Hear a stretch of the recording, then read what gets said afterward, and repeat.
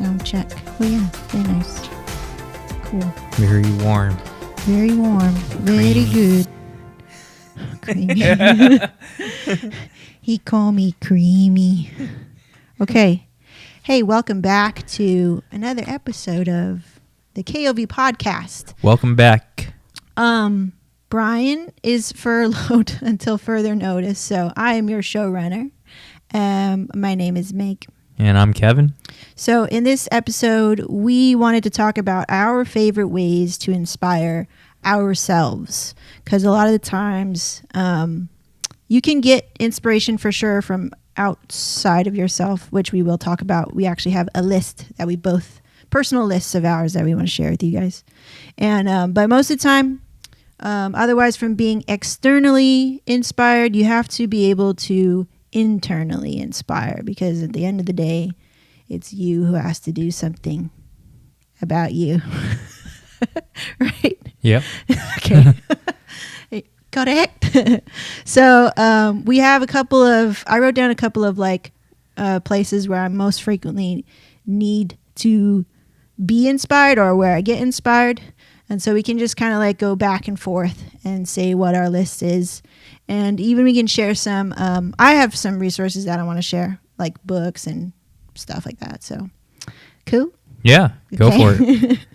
Okay. So my first one, obviously in business to be inspired.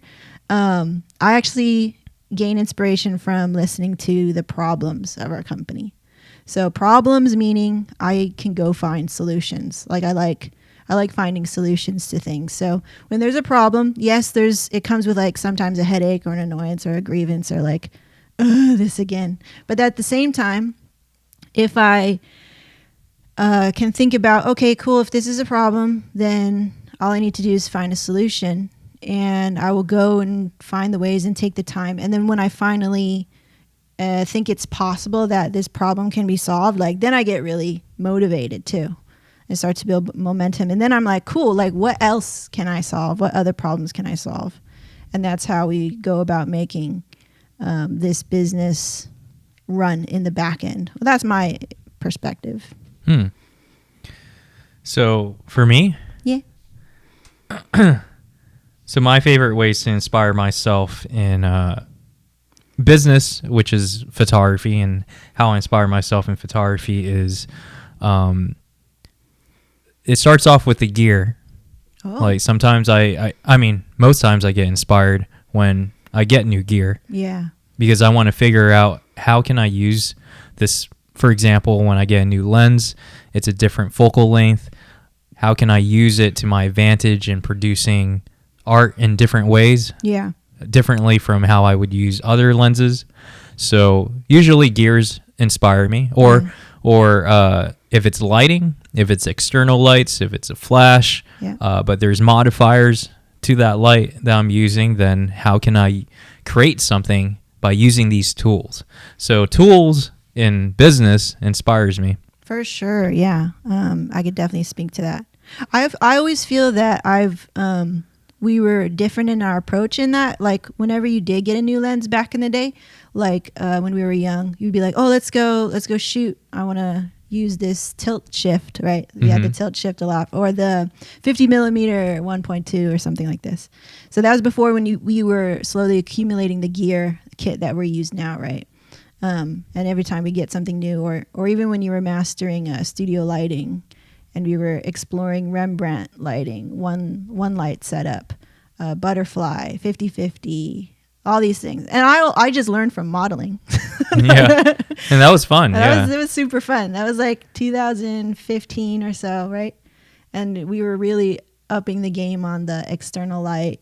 And then we really upped the game. We were doing with pro photos and serious stuff. Yeah, you would For promote real estate agents to see if anyone's interested in getting headshots. We were trying to do everything under the sun. Yeah, but it was cool. It was very inspiring, and from these inspirations, you get to learn. Yeah. You being a model, me being a photographer. At the time, John got to learn as well, and troubleshoot. We would troubleshoot all together. He was very good too. Yeah, finding good sides. Yeah. There were so many. Yeah, and it's the simplest thing too. Yeah. Like one tool can change the game. One tool that you just got for yourself. What was one tool that changed the game for you? That one tool, I would say the Pro Photos. The Pro Photo. Yeah. Like just buying those lights. Yeah. It changed the game because it was cordless. Prior to that, we were using alien bees that always inconsistent. It wasn't like it required additional receivers to sync to your camera to the light. And you were all just like wires were everywhere. Yeah. You know, it's just old school. And somebody could pop off your light, right? Yeah. Or can that still happen with the Pro Photo? No. Okay. So you're on an exclusive channel. Yeah. See. And yeah, there was so many disadvantages, but that's what we started off with. And slowly, as you progress in using your tools, you'll start to learn that there's more consistency. These tools are here to make your life easier. Yeah. And not just make your life easier, but it has advantage to get you where you want to be. Right. The end goal, right? So what is your mentality in terms of, because I often work, I would be inspired to work from new gear and everything, but I often don't choose to upgrade my gear. Like we're talking about upgrading this lens and stuff like that. So I always found in my experience, I'm always like working within limits, and then how can I get creative with what I have, and then building inspiration from there. Like I feel like some people like who would be listening on the outside, maybe they don't have access to the best gear right away. Like what's your perspective on giving yourself access to the best gear? Rent it from Borrow Lens. Yeah. You can rent lenses, test them out, see if you really like it before you actually jump and invest into the tools that you need. Do you think people buy gear, expensive ass gear, say Pro Photo, and then never learn to use it because maybe they're afraid or they don't want to? I say by the time you're investing in something like Pro Photo, you definitely have a career choice in mind already and where you want to utilize it and why you're using it. Like you wouldn't just buy Pro Photos and not make any money out of it. So if you're mentally not even buying yourself the right shit, that means you're probably mentally not committed to this career. You haven't chosen photography, for example, as a career. That's a big marker for some people, right? Yeah, I mean, that's true with anything, and we've seen it within our previous teams a long time ago. If those that never jump the gun and buy all the equipment that they need. Phrase, jump the gun. Or, like just go freaking buy what you need. I'm going to put all your phrases on t-shirts. But yeah, if you don't fully invest in the equipments that will do the job for you, then you don't believe in yourself. You don't believe, Boom. You don't believe in yourself and that you can be this person that you want it to be. Boom. Yeah. That says a lot. I mean, I think there's a lot of times where people go, okay, I'll just get this, right? This like just enough mentality. And we run into a lot of these personalities. I even have that in myself a lot where I'm like, well, it's not my main priority. So why would I get something super expensive? I just need to do this, right? It's definitely a different mindset. When I get inspired in something, I get full blown inspired. And I go straight into researching everything to the point that I'm so knowledgeable about this particular sport or this particular tool. I want to make sure it fits me. I want to make sure I can use it. Because you're investing. Yeah, I'm investing. That's the mentality. And that's the mentality that you have to come out with anything that you want to buy. I mean, that inspires you, right? Right. Like why you need this car, Is it a specific car? That's what makes this one different from the other one that you currently own. Yeah. Is it going to make your life easier? Is it going to save you money on gas? What is it going to do, right? It's a good filter when you want to buy stupid shit too. Yeah. Because everybody has the urge because everything's so available, and we all are like consumers. We're consumers, and we're in a consumer, culture. Next new thing. So like, it's a good filter to go, hey, I'm investing now. So now I think mentally when you say I'm investing, now it changes the way that you think about what you're about to buy or what you're about to get into. And it could like, I think it's a better way of looking at things for sure. Mm-hmm. Cool. All right. Second thing. One of my favorite ways to inspire myself in marketing currently, there were some like base ways, which is like reading theory in books. So some of the books that I want to share with you guys is called Primal Branding. And this book right here, we have All Marketers Tell Lies, or it says all marketers are liars, and then it scratched out it says tell stories. And that's by Seth Godin, like a really prominent good marketer, I guess. And taking that theory and then applying it to like maybe even in an outside company and go, oh, I see how they're executing by telling stories. For example, I see this all the time in the most recent example that we could share is the mountain biking. A lot of the mountain biking like commercials that you're watching. So some of them are really like emotionally based. There was like one that was targeting women, of course. So it was very like emotional, touchy-feely and stuff like that. And those are cool. Those are like some great ways to gain inspiration from and like, oh, cool. How can we bring like another side or another aspect, another story to tell within wedding photography? Because it could probably be like boring in like one note. Like we take pictures. No. You know what I mean? But we can definitely change it up for sure. But there's so many things we can do. And I always think about that. I'm like, cool, we could talk about all this other stuff that we don't talk about. Right.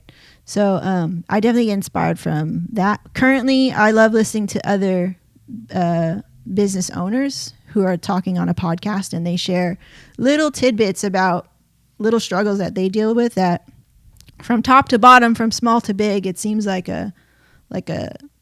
everybody experiences it, which is like finding the right people to work in your team to market or how they tell their story, right? So those are my favorite ways. Mm-hmm. Okay, you go. All right. So favorite ways to inspire myself when it comes to health and fitness. Mm-hmm. So usually how I get inspired when it comes to fitness is envisioning where you want to be in the next month. So setting your goals. Mm-hmm.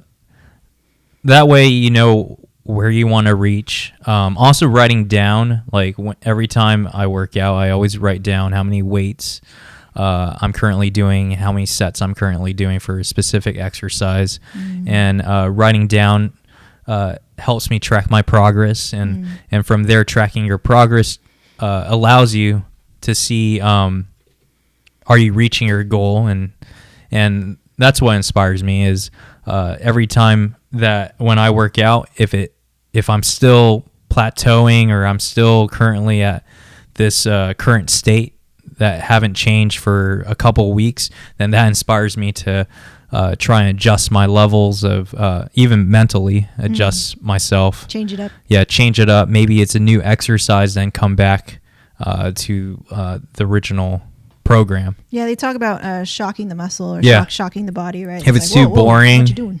Yeah. Take some exercises off your list and replace it with different motions. Yeah. And usually that's like very similar to photography and getting new gears. It's new technique. Yeah. And techniques that you want to learn or you haven't done. Yeah. And it could be, it's very inspiring to me just making that rowboat. Because I just randomly saw it on someone's Instagram, right? So we have all the tools available, and luckily I brought my skateboard over here. Yeah. So we were able to make that. That was pretty inspiring. Now I love the what is it? Leg extension? Hamstring extension. The hamstrings. Yeah, like all these things is inspiring. Like you want to do it now. You want to incorporate into your exercise. Yeah. For sure.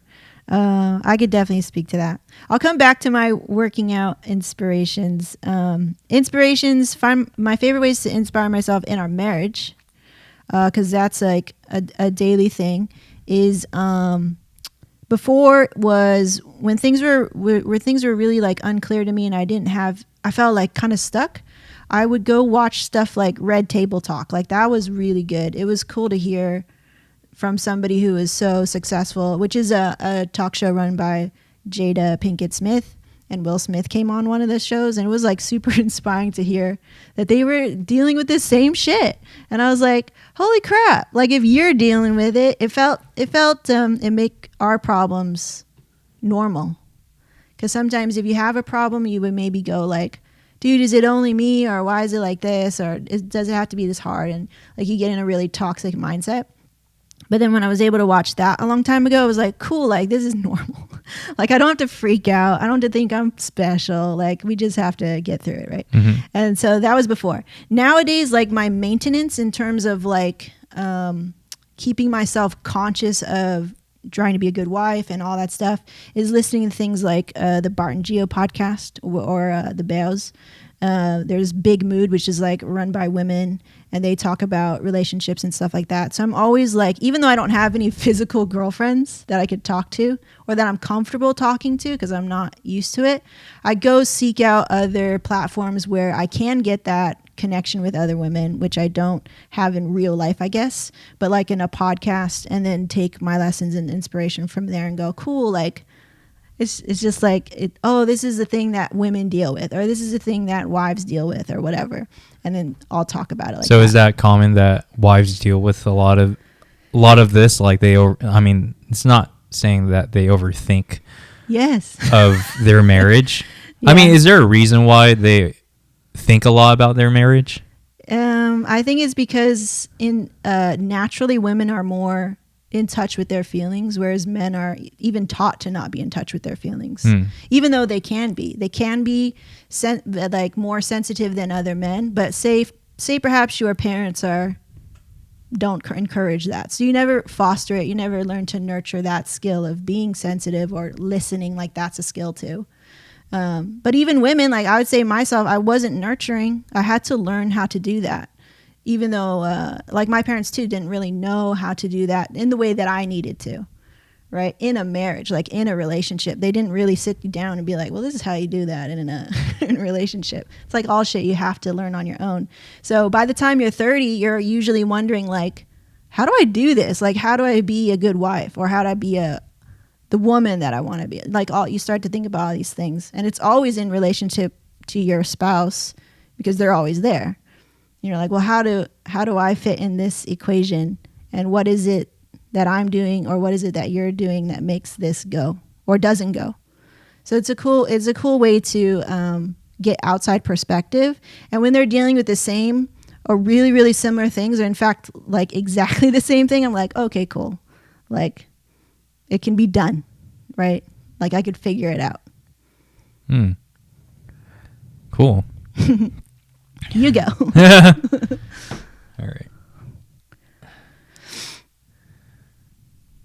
So favorite ways to inspire myself in team management is usually when we have a team that has trouble with how they photograph. They're vulnerable in wanting to learn.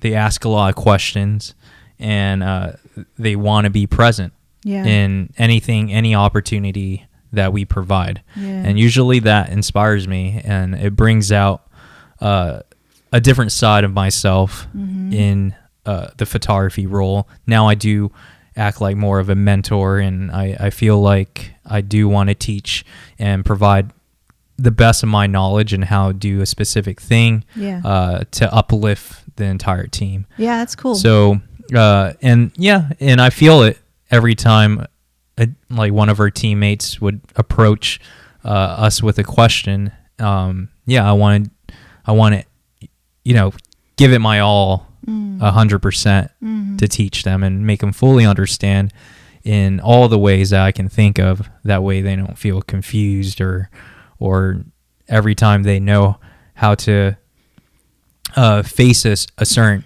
event, they know how to use the right approach troubleshoot. Yeah. Is it a different feeling than when you accomplish something and teach yourself? It is definitely a different feeling. What's it feel like? Well, it feels amazing when you teach someone and they get it and they know where you're coming from. They actually understand. Like they're putting your words and applying it. And it's cool to see their work at the end of the day, that what you taught them, it works. Right? Yeah. So that's inspiring. Yeah. Versus, teaching yourself and doing it. It's a different inspiration because my clients, our couples, provide that inspiration for me when they validate like the techniques that they don't need to know what technique went behind when you're taking that photo. Yeah. But then for them to validate that they love your images, they just validate that my technique works. Yeah. Oh, yeah, and they pay for it. But then that feeling, yeah. It wasn't about the paying part. It was mainly more about the validation that whatever you applied to this session or this entire wedding. Like what they say to you? Yeah. Mm-hmm. And they say, okay, these images, like it has a certain touch, or you're able to capture in this way. And yeah.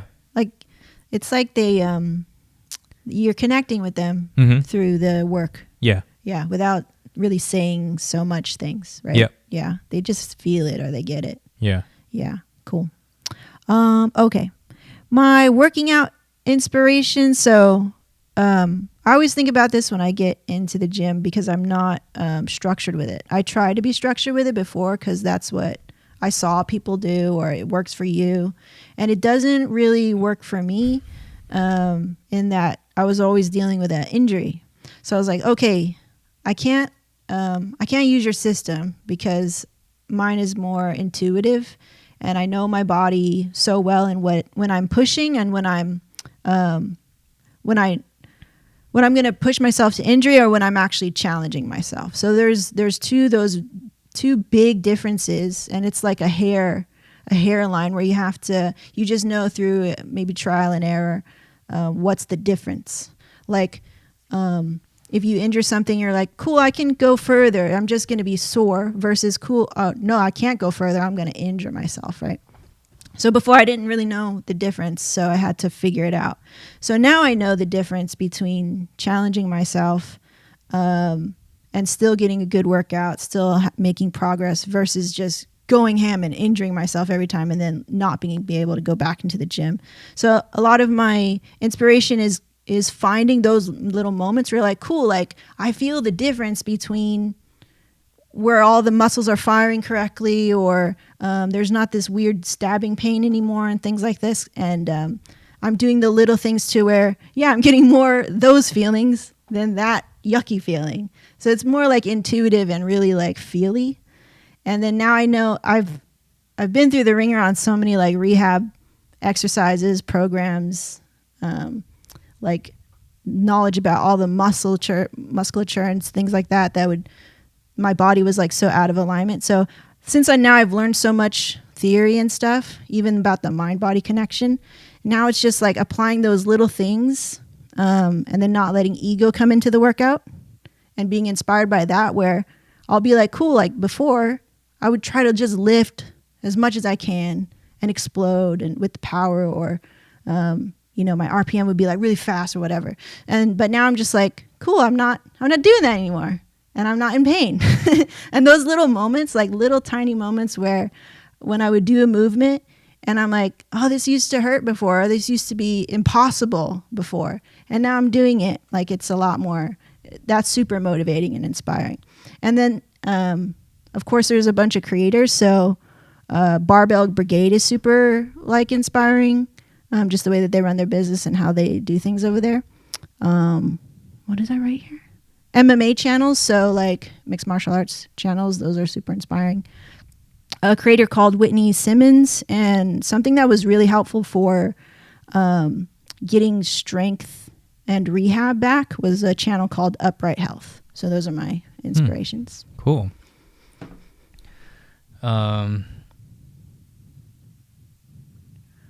So my other self-inspiration is connection with friends when it comes to having a hobby. Mm-hmm. So finding your place. It used to be photography was the hobby, and connecting with friends through that was, just inviting friends out and let me capture some portraits of you. Mm-hmm. That was a way of connection back in the day. It was social. There was no social media like Instagram back in the day to do that. But now it's mountain biking or it's paddle surfing, whatever it is, right? I'm always doing it with like a group, or it's actually just one person. But it's an inspiration because for example, now I just gotten back into mountain biking, and I haven't seen my friend in like 5 or 6 years. Mm-hmm. So it's inspiring to see that person still biking since the day I stopped, and now he's at a total different level. But that's inspiring to me because I want to be at that level as well. So it gets me going each day that now I can incorporate another type of activity into my life, and you're always the person saying, yeah, go hang out with some friends or go get out. Like, yeah, give me a break. Like, find something, right? Yeah. Find something. And yeah, it used to be that mountain biking because we were closer to the trails. We were just closer to nature, right? Although we're close to nature right now, there's no one out here that I would bike with because I don't know. I haven't reached out to anyone out here. Yeah. But anyways, yeah, just seeing familiar faces within the same community that's been there all along. Yeah. It's inspiring to reconnect and just want to be at their level again. Yeah. Yeah. Or get up to their level. Cool. I was going to share some like inspiring movies or shows, but I don't know if that's relevant. I don't know. I feel like those are when maybe I'm not gonna share those. Okay. How about like some of my favorite ways to inspire me to be more fulfilled? So there are times that I find when I'm doing something very simple, mundane, something that I would see like just normal people do. It's really normal things. So building things, fixing things, inventing something, or repurposing something. So whenever I'm doing things like that, where I'm like, let me just see what I have and like let me see how I can put it together. Like cooking is a great example of this I didn't include, where I feel very fulfilled if I see all the things around me and I go, cool, I can make something with that. Like that's a fulfilling and inspiring feeling, because it makes me feel confident that given the things that I have, that I can still create. I don't have to have like buy the recipe. I don't have to have exact measures. I can make it work based on like theory, and I can taste it. I can like make it work, or I can find this tool, or I can find this spare thing. Like I really like that feeling. Just like your famous barbecue sauce. That was really good. All these things. I thought that was such a cool feeling. But and you enjoyed it. That's my validation. That's kind of like the end reward. But through it all, when I'm like, like we don't have barbecue sauce, or like I can't use the grill because it's raining, or like, so all these problems, and when I can find a solution, then I get super inspired, for sure. Yeah. Barbecue sauce. No, that was awesome. And then when I that went was from scratch. It's from scratch. And then when I went to Albertsons today, I was like enjoying shopping again like I used to before it got really crowded and there used to be like really long lines, and that's why I started Instacart everything.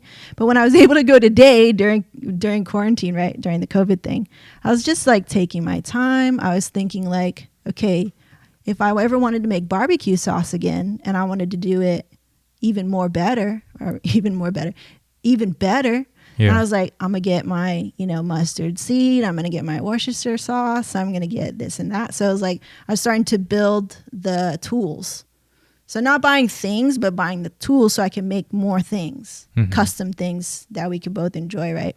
And then I was finding joy in that, just being fulfilled. Yeah. I was like, cool. And freaking only a year ago, I could not go to the grocery store without having a full like nervous breakdown.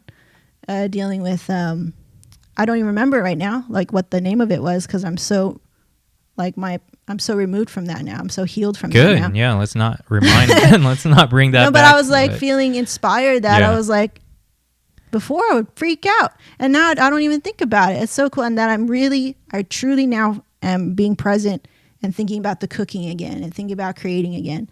And I was just super inspired. And then, of course, I'm all like covered up in a mask and everything. Yeah, that's very similar to like just with anything that we do. For example, like if I want to tackle the downhill trail, they say don't look at your front wheel, look forward. If you look at your front wheel, you're just nervous and your mindset creeps in saying that you can't do it, you're going to fall, you're going to eat crap. But then if you look forward, you don't see all that terrain. You don't see all the problems that are about to come immediately. If you look forward, you're better prepared. So very similar to your situation of going into the market. It's just a switch of your mental state of thinking positive and forget the rest. Like forget like I didn't even whatever you thought of. I couldn't even remember the label. Way like, back in the day, and you just go in there and just look forward. Yeah. Very cool. And it's so cool that I always do find myself sort of like, I would catch myself, and before it was catch myself and then downhill spiral. Now it's like catch myself, cool, I'm good. So that's cool. And so later moving forward, I know it's going to be more even, it's not even going to come those little catching myself and there's so many similarities in every activity, from rock climbing to paddle surfing to just anything, right? Even roasting coffee. Roasting just coffee. Look forward.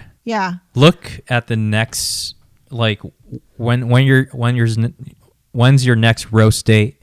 And apply those new changes to those next roast date versus beating yourself up on your current roast, saying that it didn't come out the way I want it. So true. But then if you look forward to the next roast date, there's always chances, you know? There's always an opportunity. Or when we rock climb together, when we just look at the problem right in front of us versus just looking forward at completing it, you're just going to just be stuck in one location because you're so afraid to make moves. You're so afraid to make moves, right? And all you gotta do is just make the damn move. Just move. Exactly. It's such a universal lesson. Even walking the dog. Remember when we were learning how to walk the dog? They're like, don't look down at the dog, just look forward. And because you're always nervous, you're nervous about the dog, like, is it paying attention or whatever? And the trainers would be like, no, your dog can feel all that bullshit. So just look forward, you walk and the dog will follow. And that's the leadership thing too. Like strong leadership doesn't keep going, hey, you following me? Are you following me? Like that, right? In a non-conscious and conscious way. A good leader is just like, boom, they just go. Yeah, pretty cool. Okay. Just like, when I was walking Nika, I was, it's April right now. I'm normally afraid of butterflies, and there's been some occasions where there's like 5 total in the whole land. I just look forward, I I just keep on going. I found there was a big grasshopper today when I bike with Nika. Big freaking grasshopper. And I was just like, just keep going. And then I didn't move. And it doesn't do anything. It doesn't do anything. And I was like, but for a second, like a split second, I was like, shit, is this thing gonna like jump up in my face? It's like when you concentrate on it so much, you're thinking of all the worst scenarios that could happen. Yeah, it's so stupid. Overthinking. That's what our last show was about. Check that one out. Okay. So I just went, right? Okay, so you go. So going back into photography, how do I get back my inspiration for doing it for so long, right? Is also new locations and researching like new spots where you can photograph. Although you're stuck in this one state, you only have this one option. But just know that you have this entire land that you can always, like, going back to basics, and when I first started, and we both shot at venues that weren't actual venues, and they were like business buildings, and we just need to make things work, right, in the smallest spots. Yeah. So thinking back to basics and applying that to 11 years later, it still works. And it's still inspiring to know that you don't need all this fluff of nice areas. You can still make it work with just a simple space. Yes. Yeah. Yeah. I think that's a true marker of an artist. You know, they don't need extra. They understand the concept so well.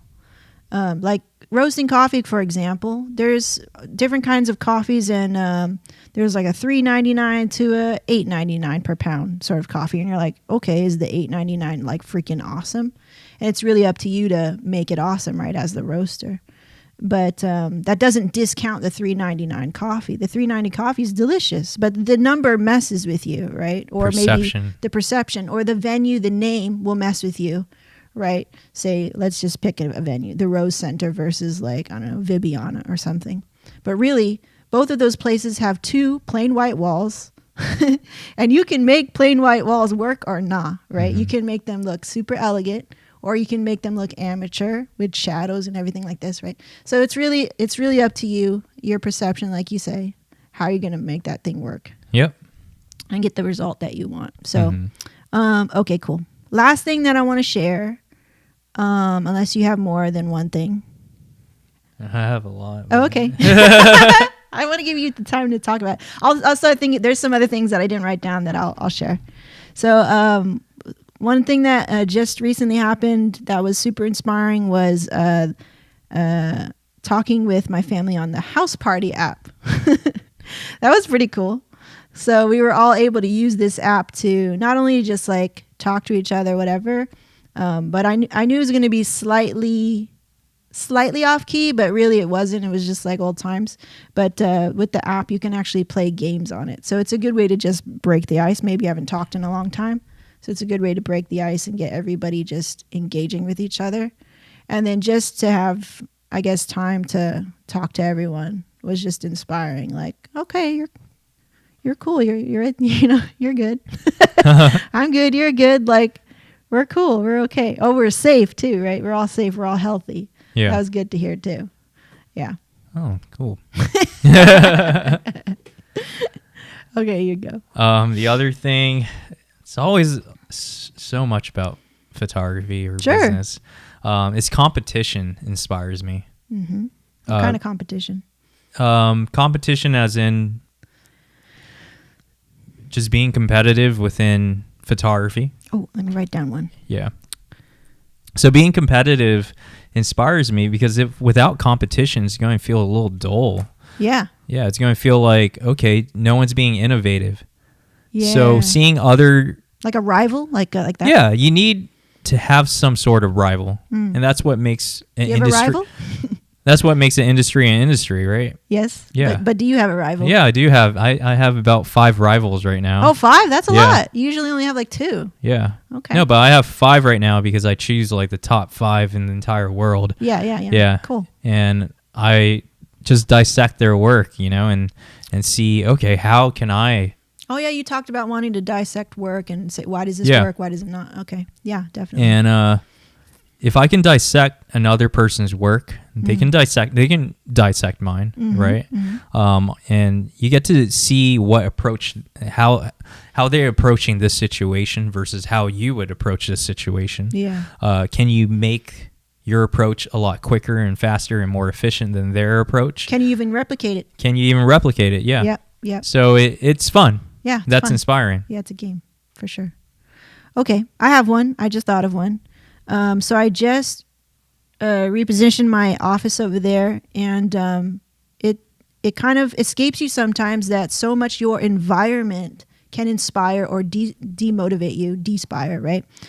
So I was like, I'm always thinking of a way on easiest ways to create content. And now we do a lot of online meetings, of course. We always did, but now we're doing them even more. or exclusively.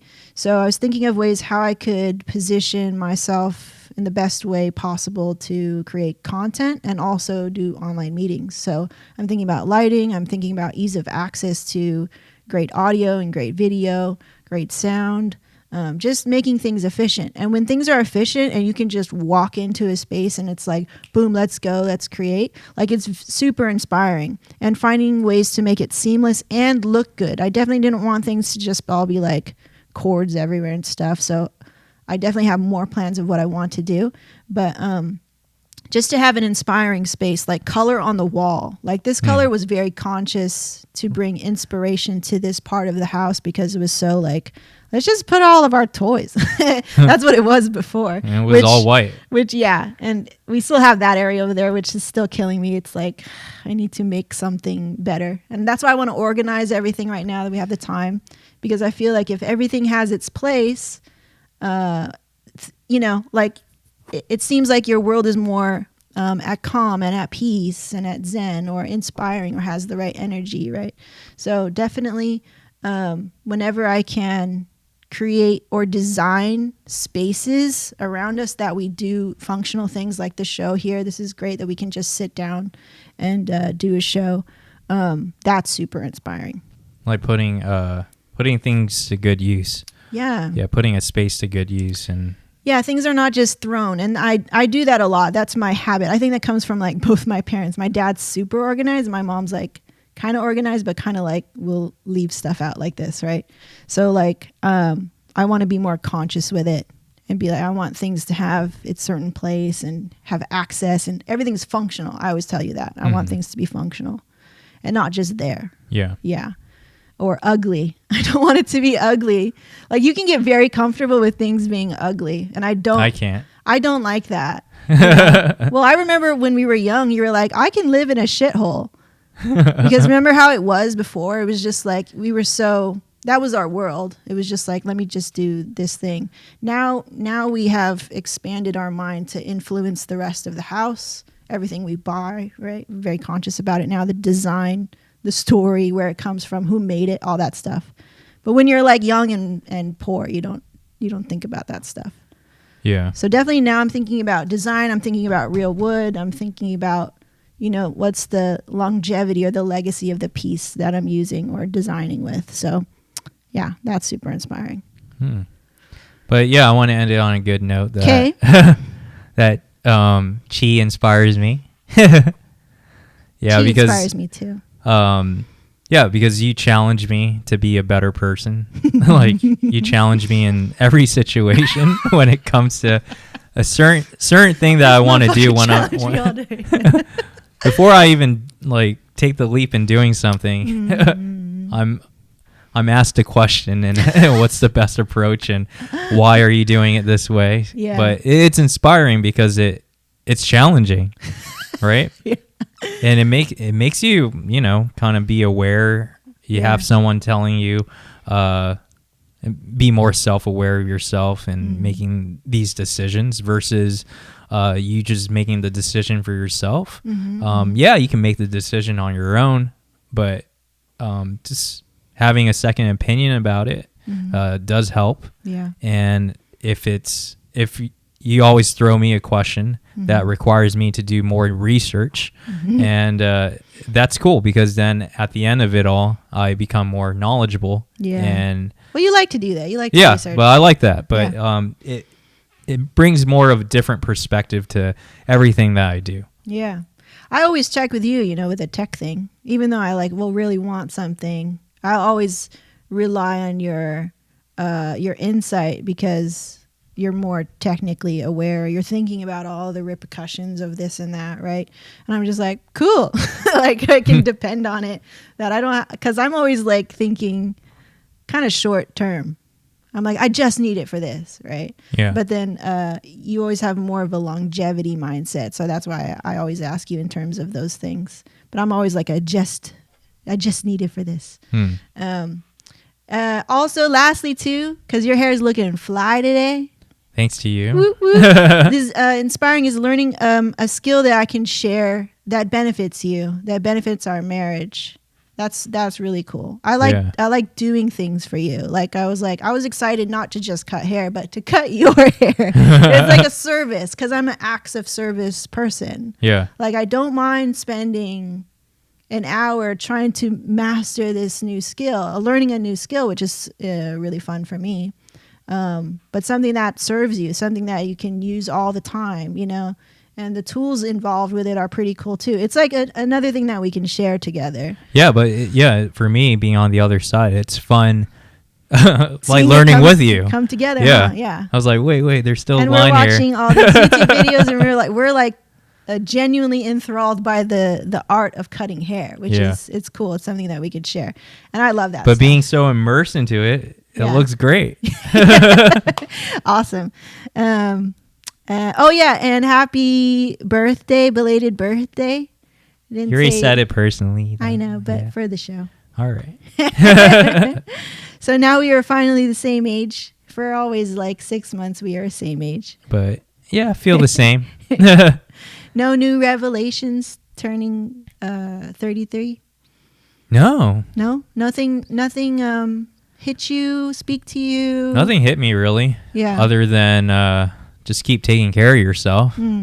Nothing was more prominent in your mind? Mm-mm. Okay. Like I just want to be the most fitted person. Like Fitted? I mean, most Fit? active. Yeah, most active, most fit person. Be your best self. Yeah, being my best self still. I do want to challenge myself and seeing how much endurance and stamina I have. Mm-hmm. Yeah. Cool. Okay. Well, I hope this show is inspiring for all of you guys. That was our list of inspiring ways to, or our favorite ways to inspire ourselves.